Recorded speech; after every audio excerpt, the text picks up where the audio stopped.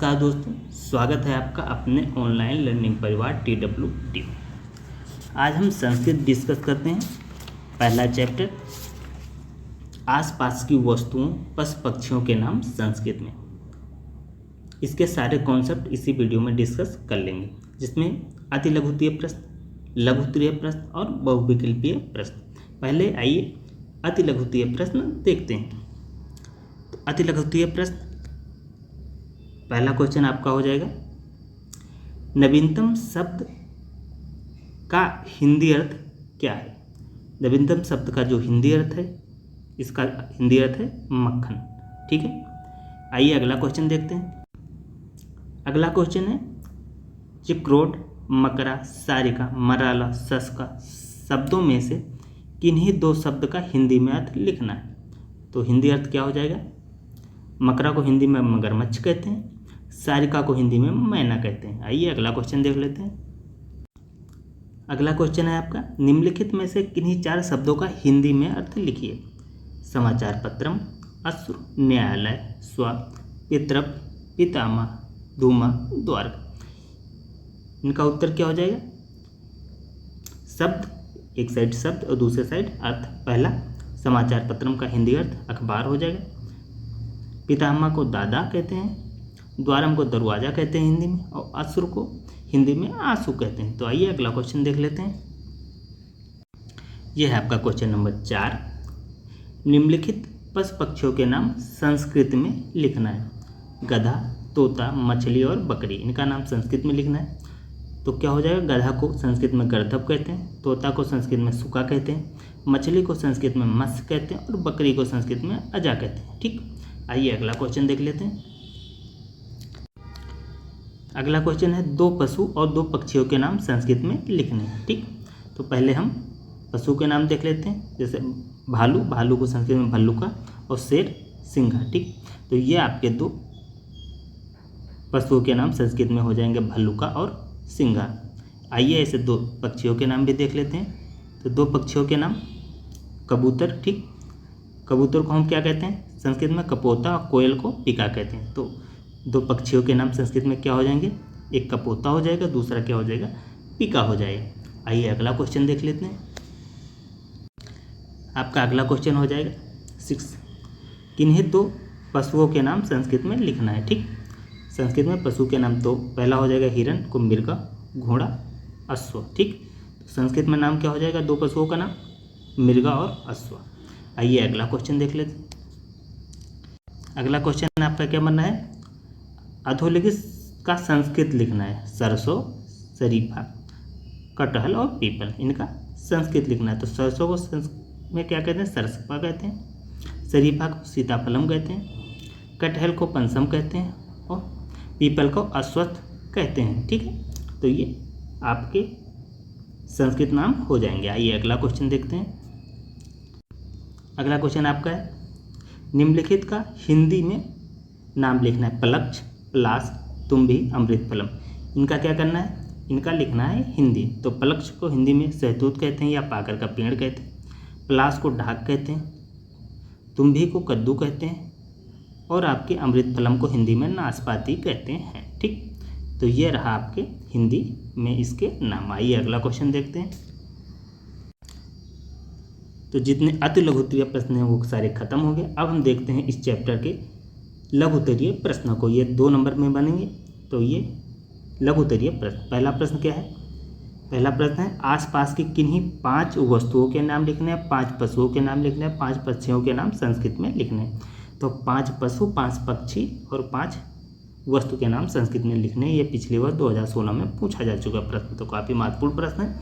आइए 5 वस्तुओं के नाम देख लेते हैं।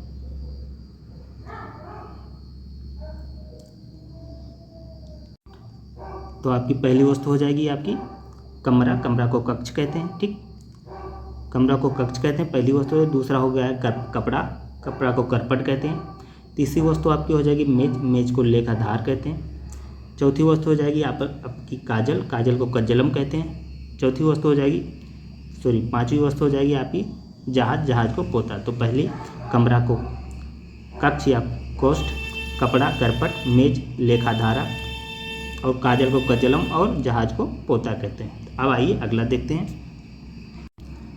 पशुओं के नाम देख लेते हैं। ठीक, 5 पशुओं के नाम लिखने हैं। तो ये आपके पशुओं के नाम हो जाएगा। पहला हो जाएगा अश्व, घोड़ा हो जाएगा, गजा मतलब हाथी, मृगा मतलब हिरण, वृषभा मतलब बैल और अजा मतलब बकरा होता है। तो ये 5 पशुओं के नाम आपके संस्कृत में हो जाएंगे। ठीक, ये 5 पशु के नाम आपके संस्कृत में हो गए। आइए अगला देख लेते हैं। अब हमको लिखना है 5 पक्षियों के नाम। ठीक, 5 पक्षियों के नाम संस्कृत में देख लेते हैं। पहला हो जाएगा आपका उल्लू, उल्लू, उल्लूका उल्लू, कपोता कबूतर, मयूरा मोर, वर्तिका बतख और पिका मतलब कोयल। तो ये आपके 5 पक्षियों के नाम ये हो जाएंगे आपके संस्कृत में। ठीक है, ये आपके 5 पक्षियों के नाम हो जाएंगे। आइए अगला क्वेश्चन देखते हैं। ये भी पिछले वर्ष पेपर में 2016 में बन चुका है, तो काफ़ी महत्वपूर्ण प्रश्न है। निम्नलिखित में किन्हीं 6 शब्दों के नाम संस्कृत में लिखना है? घोड़ा, कुत्ता, बकरी, कोयल, चिड़िया, पेड़, तरबूज, लड्डू और अनार। तो आइए इनको देखते हैं। पहला हो जाएगा घोड़ा। घोड़ा को क्या कहते हैं संस्कृत में? अश्व। कुत्ता, कुत्ता को स्वान कहते हैं, कुक्कुर कहते हैं। बकरी को अजा कहते हैं, कोयल को पिका कहते हैं, चिड़िया को खगा कहते हैं। ठीक, और आपका हो जाएगा पेड़ को वृक्ष कहते हैं, तरबूज को कलिंगम कहते हैं, अनार को दाड़िमम कहते हैं। ठीक, और आपका लड्डू हो जाएगा, लड्डू को मोदकम कहते हैं। ठीक, तो ये आपके नाम हो जाएंगे। आइए अगला क्वेश्चन देख लेते हैं, क्वेश्चन नंबर 3। अगला क्वेश्चन है, निम्नलिखित में संस्कृत में किन्हीं लिखी है? ठीक, संस्कृत शब्दों में लिखना है, हिंदी लिखना है इसको। खगा, कुंजम, दाड़िम, गोधूम, सरसिजम, नकुला, पिपीलिका, अश्वत्थ। इनका क्या लिखना है? हिंदी लिखना है। ठीक, तो देख लेते हैं इसका हिंदी क्या हो जाएगा। खगा को पक्षी कहते हैं, कुंजम को हाथी कहते हैं, दाड़िम को अनार कहते हैं। ठीक, ऐसे आपका हो जाएगा। अगला आपका हो गया गेहूं को, गोधूम को गेहूं कहते हैं, सरसिजम मतलब कमल, नकुला मतलब नेवला, पिपीलिका मतलब चींटी, अश्वत्थ मतलब पीपल। तो ये आपके हिंदी में इसके अर्थ हो गया। ये अगला क्वेश्चन देख लेते हैं, क्वेश्चन नंबर 4। संस्कृत शब्दों में किन्हीं हिंदी में लिखना है। ठीक, ये गोधूम है आपका, तक्रम है, दाक्षा है, कदली फलम है, द्विदलम है, बदरी फलम है, लोचनम है और पंखा है। ठीक, इनका क्या करना है? हिंदी लिखना है। तो आपका हो जाएगा गोधूम को गेहूँ, तक्रम मतलब मट्ठा होता है या छाछ, दाक्षा मतलब अंगूर, कदली फलम मतलब केला, द्विदलम मतलब दाल, बदरी फलम मतलब बेर, लोचनम मतलब आँख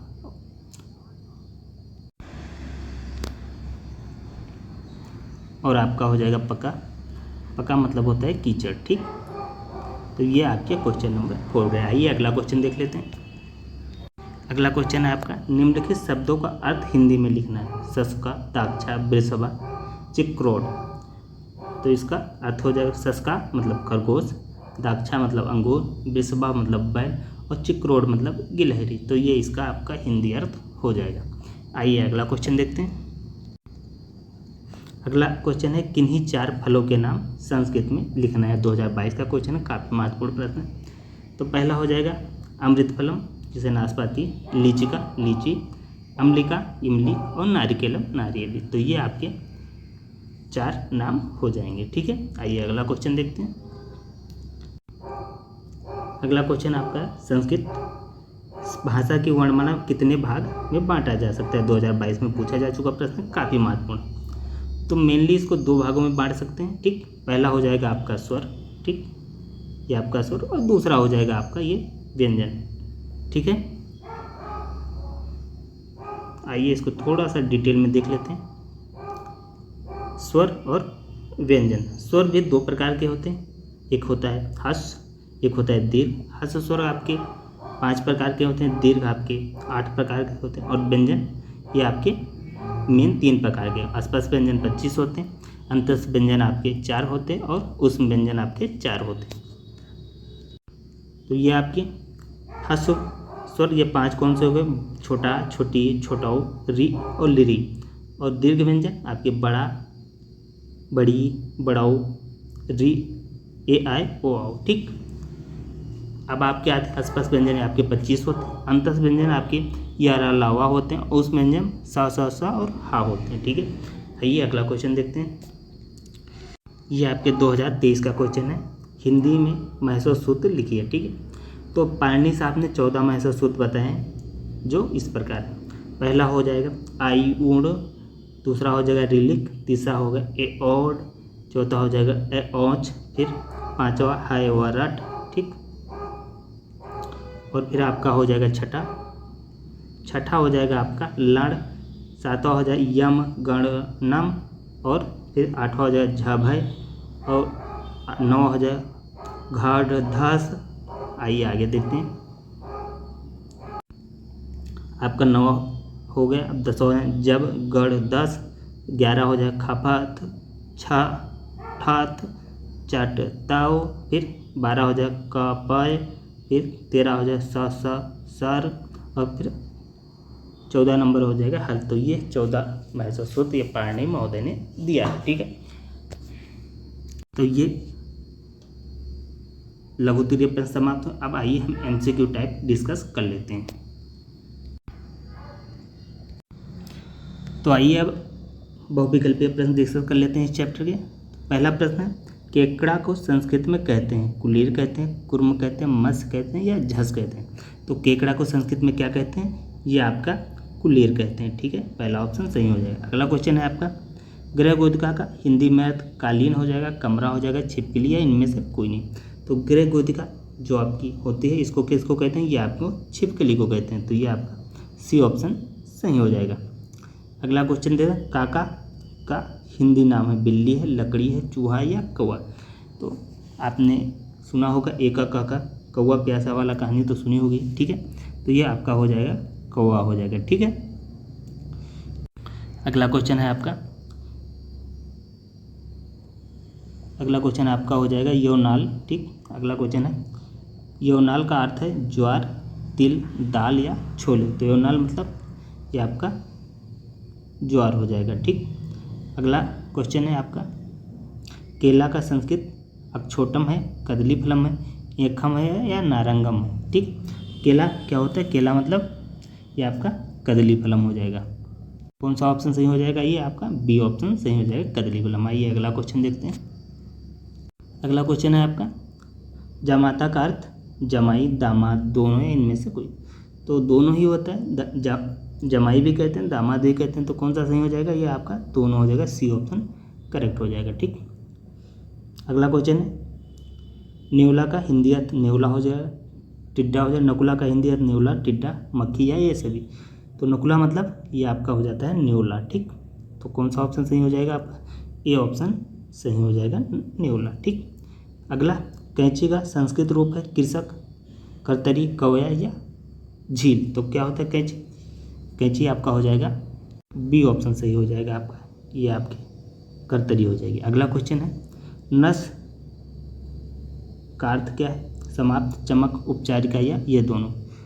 तो नर्स मतलब जो आपके हॉस्पिटल में कौन काम करता है, नर्स होती है। ठीक, यह क्या काम करती है, उपचारिका इनको संस्कृत में कहते हैं। ठीक है, उपचारिका हो जाएगा। अगला क्वेश्चन क्या है, अगला क्वेश्चन है आपका, अगला क्वेश्चन है, उर्मी का अर्थ पगड़ी होता है, दवा होता है, लहर या इनमें से कोई नहीं।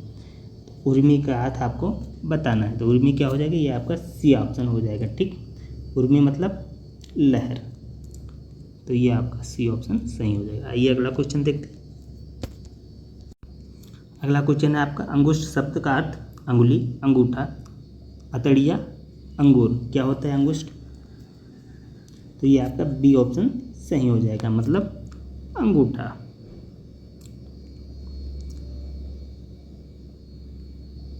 अंगूठा ऑप्शन सही हो जाएगा। अगला क्वेश्चन है आपका, घोतक शब्द का अर्थ बिल्ली हो जाएगा, गाय हो जाएगा, घोड़ा हो जाएगा या हाथी हो जाएगा। तो घोतक शब्द का अर्थ क्या हो जाएगा, ये आपका सी ऑप्शन हो जाएगा, घोड़ा।